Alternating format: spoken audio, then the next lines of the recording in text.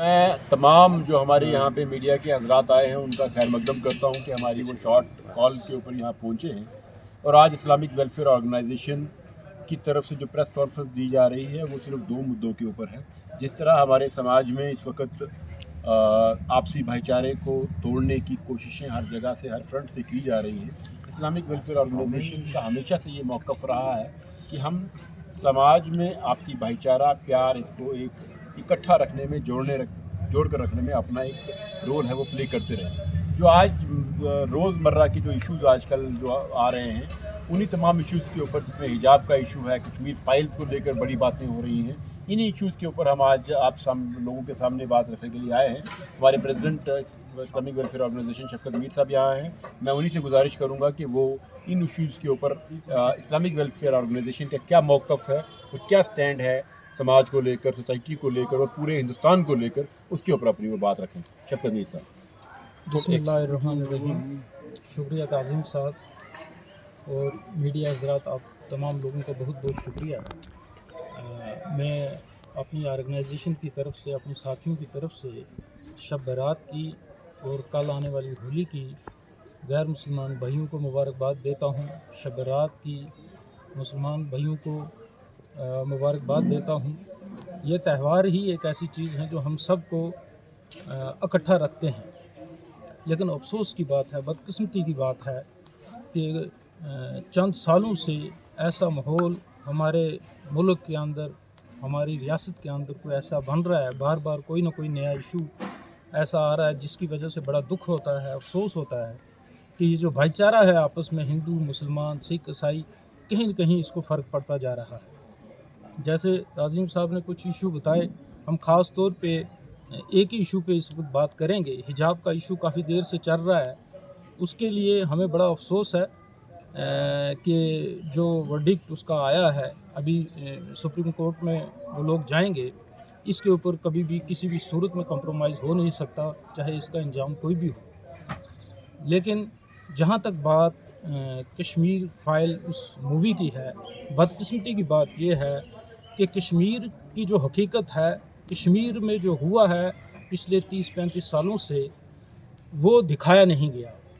Picture में जो हमारे पंडित भाइयों के बारे में बताया गया है, इसमें कोई शक नहीं है कि वो लोग वहाँ से निकले हैं, लेकिन किस तरह से, हकीकत क्या थी, किन लोगों ने निकाले और किस तरह से निकले, ये बताया नहीं गया।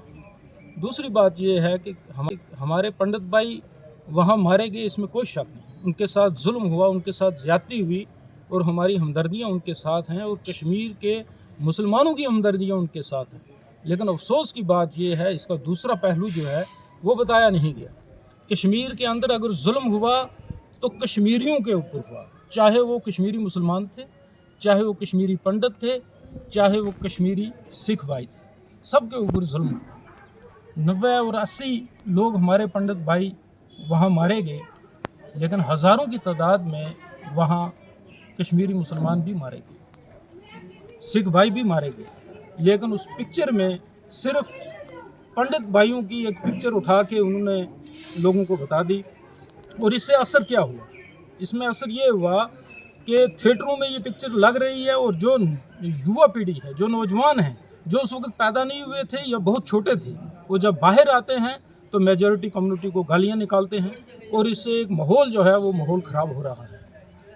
अब आप अंदाज़ा करें कि यही पिक्चर जब पूरे हिंदुस्तान इसको देखेगा, पूरे हिंदुस्तान का नौजवान देखेगा, ख़ास कर हमारा वो नौजवान गैर मुस्लिम भाई जिसको इसकी हकीकत का पता नहीं है, वो उस वक्त क्या करेगा जब कश्मीर के मुसलमान बच्चे और बच्चियां पढ़ने के लिए पूरे हिंदुस्तान में जाएंगे? वो उस वक्त उन पे क्या करेगा जब हमारा कारोबारी तबका इस वक्त पूरे हिंदुस्तान में फैला हुआ है, उनका हाल वहाँ क्या होगा?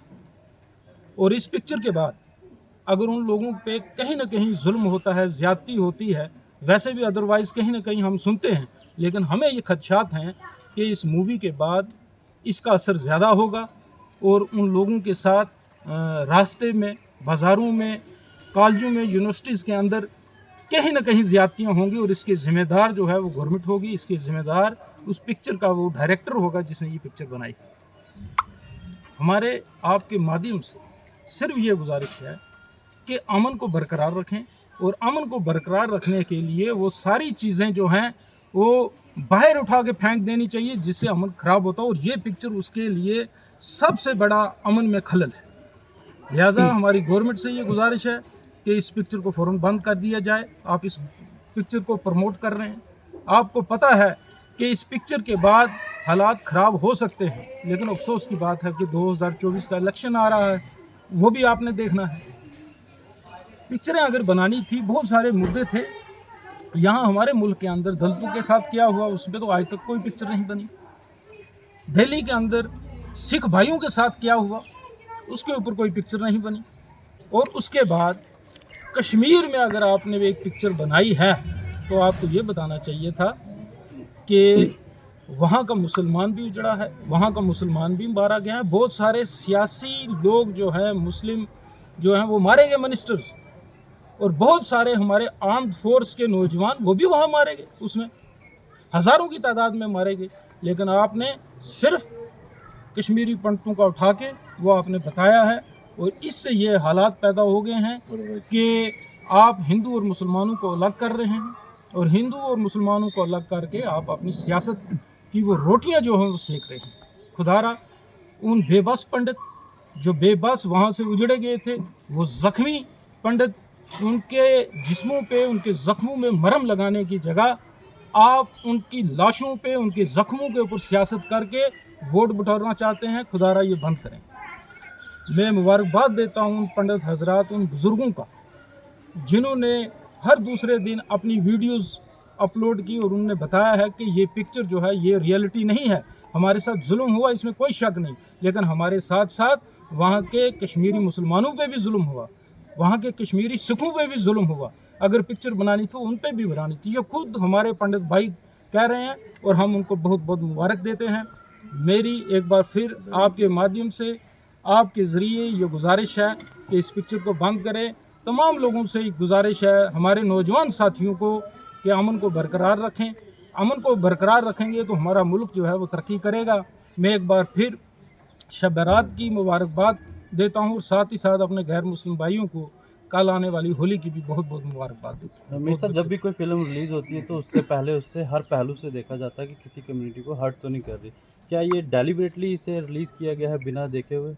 ये बिल्कुल जानबूझ के, जैसा मैंने आपको बताया कि आने वाले इलेक्शंस को देख के ही ये हुआ है। आप देखें स्कॉटलैंड लीडर जो उस वक्त मारे गए थे, पंडित हमारे एक बुज़ुर्ग, उनकी बीवी जो थी, उनका इंटरव्यू वो मैंने सुना, उनने कहा था इनने हमसे पूछा ही नहीं, इवन के डिफेंस से नहीं पूछा, डिफेंस मिनिस्ट्री से नहीं पूछा कि हमें ये बनाना चाहिए या नहीं बनाना चाहिए। किसी के खामद के बारे में आप पिक्चर में कुछ डाल रहे हैं, कम से कम उसकी बीवी से तो आप पूछें कि उससे इजाज़त वो दे रही या नहीं दे रही। और उसके बावजूद उन्होंने क्या किया कि जो उन्होंने बताया खुद कि उसके बावजूद नहीं, क्या जो हकीकत थी वो नहीं बताई, उल्टा सीधा बता के उसने बताया अब वो कोर्ट में चली गई है। शायद कोर्ट ने, हाई कोर्ट ने ये इस पिक्चर में रोक भी लगा दी, लेकिन ये रोक लगाने का कारण उसी लेडी की वजह से। लेकिन हम सरकार को ये कहते हैं कि इस पिक्चर से नफरत फैलेगी, लिहाजा इसको रोक दिया जाए।